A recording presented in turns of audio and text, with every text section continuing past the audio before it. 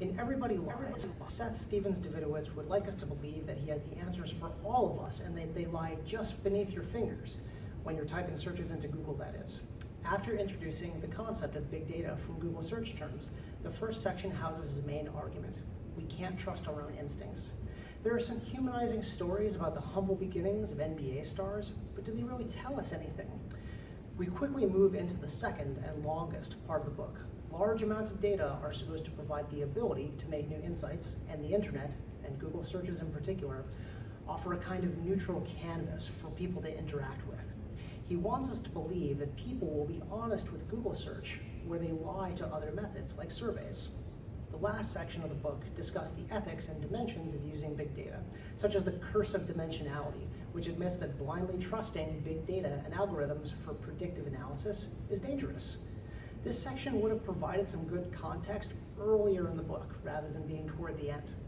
The author does get into big ethical questions regarding corporations using data to harm people, or invasion of privacy for Minority Report style predictions.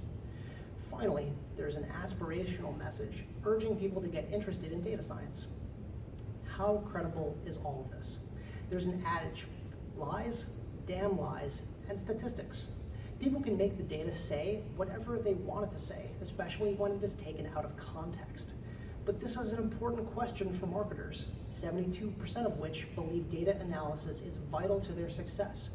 More importantly, 51% of them believe they don't have a handle on it.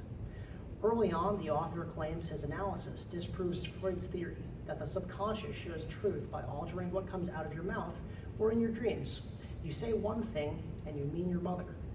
He claims that Google searches showing similar behaviors are typos and that it's meaningless when someone types sex instead of sec. Two problems. First, we get a fair amount of what the author feels is objective data. Top searches for non-phallus-shaped dream foods, but this has little to do with Freud's theory, which is about why these things happen, not how frequently. Freud would care if you dreamt about a hot dog. The author states that hot dog is not a common search in connection with dreaming.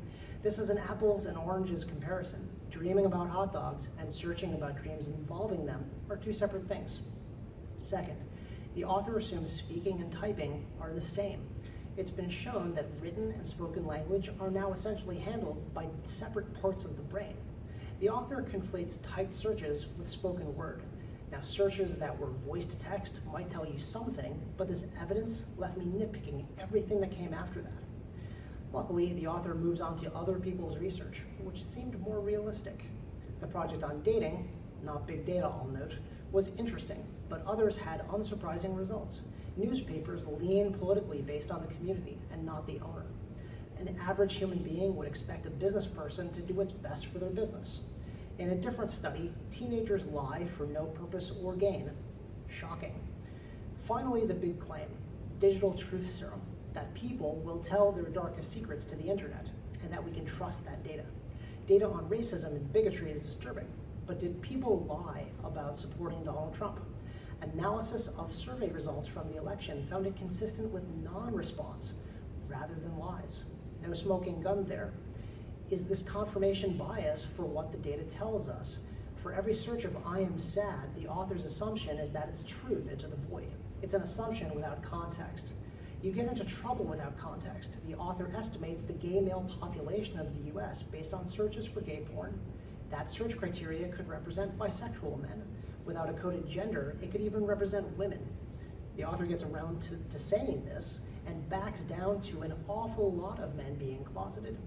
This is just bad coding. Sentiment analysis, used for text, can look at the general direction of an opinion, general direction being the key words, and the author stretches here. There are also a lot of assumptions.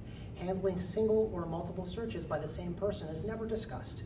It's tragic that the rate of women seeking risky medical treatment for abortions is rising.